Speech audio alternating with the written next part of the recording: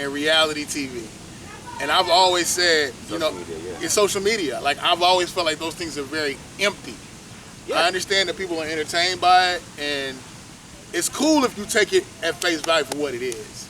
But again, people start modeling their lives after this. Mm-hmm. And it's like I'm hearing some women. Wait, I don't want to cut you off. So see that deals with the next part of this. What's up? Is that the people who model lives off of TV, internet, and social media, they didn't have a strong family to begin with. Exactly. Because you're supposed to learn your value system from your parents, both parents. You cannot build your value system upon the values of America off of a fantasy or entertainment. You're going to get hurt, burnt. You're going to get everything. So to me, like I said, that is a piece of why we're so dysfunctional. There's a lot of talk in the relationship world or whatnot about what do I bring to the table, right? And everybody, that's a triggering moment. Oh yeah. Men don't know what to say. Women always say they are the table. Oh yeah. But the point I'm making with this is that there's not a lot of thought about how to have a healthy relationship, because that statement should not be triggering. It should be easy. Hey, I want to bring financial stability, build a household. I want to be able to learn from you, teach the world, travel. Boom, done. That's what I bring to the table. Right. Women say I want to be a nurturer. I want to be yada yada yada yada. It shouldn't be triggering, because that's part of the social contract that we're making with each other. That we're not following our own. We're not making contracts, and we're not following our own contracts. Because that's what I mean by I said here's the thing. I think the onus of relationships is on the man, not the woman. I totally beg to differ, but let's go into this one. And I think the onus for childbirth is on the woman, not the man. And I'll explain those two reasons in a second. Let's start with the second one. Okay. I think the onus of childbirth is because, from my position, it's not everybody's position, is that women are the gateways to life. Definitely. They get to choose if they want to bring life into the world or if they don't. I don't call that murder. I call it divine divinity, because you choose. You are the pathway to the tunnel. With that being said, so are you pro-choice? I am. It's her choice. Okay. You know what I'm saying? I am. It's whatever she wants to do, because we have. From my position, I give you the divine nature that you are. You choose to bring life into this world or not. As a guy, I want to bring as much life in the world as I can. That's just my divine nature also. So with that being said, the onus of childbirth goes into the woman, is because she's got that ability to choose, right? Yeah, in society they wants me to take care of the kid and blah. We're not talking about what happens once the child gets here. We're talking about actually bringing that child into the world. That's why I said the onus is on her. So that's what I mean by being able, that she has to live into her own divinity. That is your rules, and once the life is here, we'll talk about that later. In terms of relationships, and when I said the relationship, the onus is on a man, same deal what I said earlier, is that once we meet this woman, we have a social contract. I'm not saying 1, 2, 3, list or anything like that. But we say, hey, shoot, I like how you look. I want to get to know you. By the way, I'm looking for X, Y, and Z, a long relationship, not just a long-term relationship. She says, okay, yeah, me too. So at that point, it's almost simple. You say, okay, I want to be around you. You want to be around me. That does not mean that I need you to clean my house and do my laundry. We haven't even talked about that yet. Right. All I said was that I want to be with you. And then I can bring that up. I can say, I'm looking for a woman who wants to be more of a housewife eventually. She can say, no, I'm a career woman. And at that point, you leave. There's no love lost. There's no hard feelings. But see, okay. I think that sounds very good in theory. Mm-hmm. But you are dealing with people who are, and as humans, part of the human condition, we are an amalgamation of so many different traumas, triggers. Go to therapy. Emotions. Mm-hmm. And I think it's really easy to sit back and say, well, let me cut it off. But if I've been sharing my body and my time with you, she never got that far without the social contract. But I guess my thing is, how many of us? Okay, I've met a lot of guys who say, I used to always wonder, like, dang, like, how are some of the homies, or how are some of the women I know, how are they juggling so many different people at one time? Right. And And then I realized that they're able to do it because they're not all the way in. Right, they're not. And I just feel like you got so many people walking around here I'm giving a bit to Tanisha, I'm giving a bit to Charlene, I'm giving a bit to old girl. Yeah. And you're basically walking around as only bits and pieces of yourself. Absolutely. So there is no room for a social contract. That's the point that I'm making here. That's the point that I'm making, is that people can cheat and do all this other stuff is because you give people enough room to do these things. Room, not necessarily saying you leave the house and she just goes and does something, the woman leaves the house or the guy does something. No. I mean, like, for example, in most of the relationships I've ever been in, they say they want consistency. My consistency is like a few days out the week. That leaves me all the time in the world to fuck off, to do whatever I want to do. There's no checking in. There's no, hey, how do you want something to eat? There literally is no. Women do not court men. Why? I don't know. Because they're taught to be. I mean, the notion is as a bruh, let me sit over there. That's the thing. Jumping on me doing kung fu on the low, throwing me off. But nah. See, where was I going with that? I guess I just lost my thought. Oh, my bad. But we was talking about how in relationships I said being pursued. Okay, yeah. I feel like a tenet of masculinity is men are supposed to be hunters. No problem with that. But what I'm saying is a lot of women feel like they're supposed to be pursued. Okay, they got pursued. Once they pursued, then what? Once I say, hey, well, you said women don't court. Hey, I like you. Hey, I want to take you out. At that point, what in a modern society, women don't do nothing after that. And I'm not saying it's a bad thing. I'm just saying that it weighs on us. We want to be also, hey, you know, I thought about you, got you this shirt, or I thought about you about this movie or something, or like, what is courtship? Courtship is showing the other person that you want to care about them, or that you do care about them. It's too much take. Exactly. And I think that's the issue. And I'm not saying do nothing big, because there's going to be tons of women who say, I do stuff for my man. I'm not talking about for your man. I'm talking about for the guy in front of you. Don't go crazy and buy him a car. That's nuts. But if I say I like you and I take you on a date, for example, show some interest. Send me a fucking good morning text.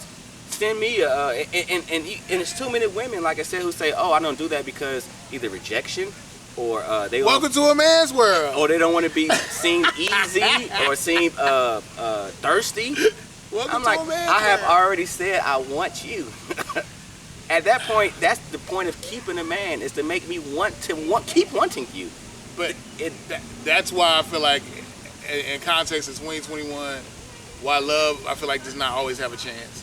Because I feel like there's a lot of ego, there's a lot of narcissism. When I look at social media is worship of self. Yeah. I think, they found out that there have been narcissistic personality disorder. Absolutely. Has been traced to selfies. Absolutely. It's no question. And it's such a new thing. Like I said, we already maybe third generation, fourth generation past. Okay, so let's say the 70s. Let's start with the 70s, for example, this is the black community, in which our households got destroyed. We can discuss how it happened. You can blame the men, you can blame the women, you can blame the government. I don't care what your position is. We know it happened, though. Right. All right, so we're 3 generations past that already. 3 generations. That means that we've had mothers, fathers, and now grandparents, maybe young grandparents in their 50s or something, who have not taught their kids how to relate.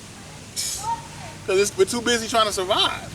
I mean, to survive. We are literally the 3rd generation, well, maybe for me the 2nd or 3rd, of non-teaching of the boys how to be men and non-teaching of the girls how to be women. In fact, as far as I'm concerned, we don't know what the fuck a woman is or a man is today. And let me speak to that and listen very carefully to what I'm about to say. I think we're in the midst of identity crisis. Absolutely. And we're literally living in a time where I understand that gender is somewhat of a social construct, but at the end of the day, sex is strictly biological. And I feel sorry for a lot of these little kids growing up, because they're taught their sex is on the spectrum now. You know what I'm saying? And this is not me being transphobic. This is not me living your truth. Right. I'm not taking shots at anybody. But I think this foments an identity crisis. It is. I also think another with gender reassignment surgery for children and all, like, it's just. I think there's another component to this also. It's not just the fluidity of gender. It's the lack of relatability between the fluid natures of it. There is no sense of what is a universality. I may mess the word up. Universality of people that we should be focused on, and it's the little pieces that may make you interesting or different. But there's universality. There's something that's shared between all of us, and how we relate to each other that isn't being taught. It's being shamed upon. How dare you, like with the baby situation, how dare you say whatever hell he said without a sense of like, this brother didn't never learn anything. He's a hood nigga. Rather than using it as a time to cancel somebody, why don't you try to teach him? Well, see, I know that there was some LGBTQ plus organizations and some HIV/AIDS organizations that said they wanted to reach out to him and have a discussion. The damage, we're not talking about the ones that tried to reach out. We're talking about the damage that's already was done. First trigger moment. I don't even know what the problem was, honestly. But it got to the people who finds a problem with it. They found a problem with it, and it was, I'm disgusted by this and that. Like, it's like being disgusted at a child for doing child stuff. It's a child. He calls himself the baby. Yeah, he called himself the baby. Right. He don't call himself the man. and I want to speak to this. I feel as though that, and Tupac said this in his last interview before he died. I feel like society has centered black men from a point of their sexuality. I think a lot of men, especially black men, the only thing that makes us viable in our own minds is our sexuality. Well, you know, I think what you're trying to get at is that there's a component to us as men in general, but black men more so, is that our women, or who we can get as a woman, is a reflection upon our worth. Our worth. Is that a good thing to think of? No, terrible. I don't think terrible, so. Mitchell. I think it's terrible. Yeah, and that's why I went back into the onus of this goes back to black men. So it's interesting we had this conversation because I actually the other day, not too long ago, I looked up Shahrazad Ali, the black man's guide to dealing with the black woman, something like that. Yeah. Holy snap! There's a lot to unpack with that one, but in the middle of everything, like I said, one of the biggest things she said was that we are too reliant on our women to change our situation. I mean, every woman says they protect us, they go out there march. Stop. That ain't for y'all to do. And that, in fact, if anything, that's castrating the boys. Right. Stop. Please stop. It's up to men and strong men and masculine men, this is what we're talking about, who has to teach the boys how to be men. That's who we got. That's who has to deal with this. We need our women to be feminine again. We need to be, because y'all say they're not protected. Yeah, you're not protected. Because we don't have enough men. We have a whole bunch of black people. And Because a part of being a man comes with the onus to protect women. Now, if you don't believe that you can be a man and you can be anything and everything, then we have no idea how to relate to each other again. It's called misogynistic. No, I want to protect. We have our own unique brand of misogyny. They call it misogynoir for black men. Like, how did y'all manage to do that? Y'all managed to label a specific brand of misogyny that's unique to black men. That blows my mind. You know, nobody. It's very difficult to hear too many people talk about their parents in a negative light. You know, like I said, we talk about how, you know, black men aren't fathers, but we don't talk about like toxic mothers. We don't talk about a whole bunch of toxic, like something we don't talk about a lot of is toxic femininity.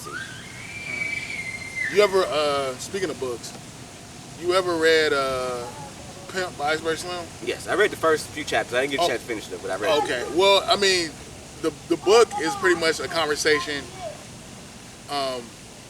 within himself, as well as a conversation with his therapist.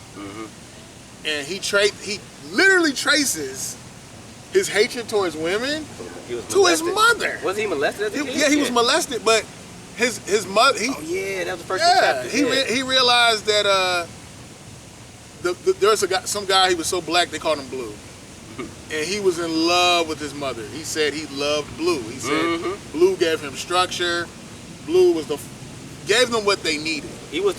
Every black man, every black boy needs a black man to emulate. And we will find one, whether or not it's in the house or on TV. Or positive or negative. Yeah, just be prepared for that. If you have a child that's a boy, prepare that he's going to find somebody to emulate. But go ahead, Doug. No, but I guess what I'm getting at is ultimately he saw how his mom used men as a means to an end. Yep, she did. So I hear a lot of black women say, well, I don't see how y'all black men are against single mothers when y'all came from a single mother. A lot of those black men were little black boys that saw their mothers manipulate and do all types of, malfeasant, nefarious, just wicked stuff. And from her and sisters, their aunties, and they get together and bash men, and it's right. like, because there's a meme that said, I don't need a man, you're a bad man, and I don't want to be a man. I don't want to be a man. And that's real. That's real. That's real shit. Yeah. People in general, men, women, listen. You guys understand the type of responsibility it means to be a man. That's responsibility. It is not all fun and games. Right. It is not. There's a sense to be a man means to be selfless. Yes. Do you understand it? That means that we have to love and build our stuff around us. Have honor and integrity. That is what being a man is. So think about the type of responsibilities that most people, when you say this is a lazy man or a lazy guy, he doesn't want to build his own life compared to the life of people around him. Right. So we have to be very, very clear about our words here. Like you said, he loved the man because he wanted to treat his mother right. If that man would have treated his mother right, then there'd be no iceberg slim. Probably would have been no pimp. That would have saved. He would just been Robert Beck. Saved dozens of women. Isn't that crazy? Right. That a man in the house would have saved dozens of women in the future. And that's what we keep saying. We keep saying this time again that we need fathers. We don't need this co-parents and stuff. Yes, right. I've read. I used to tell